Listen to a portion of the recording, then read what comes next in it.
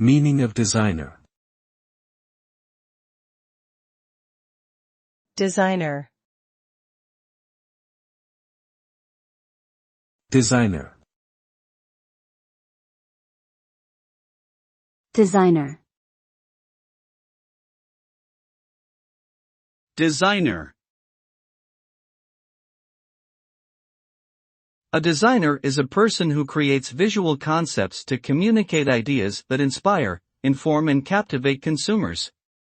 They use various design elements, such as color, typography, and layout, to create visual representations of their clients' messages and products.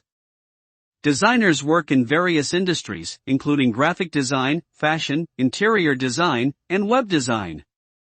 Their ultimate goal is to produce aesthetically pleasing designs that are not only visually appealing but also effective in achieving their intended purpose, such as marketing a product or conveying information.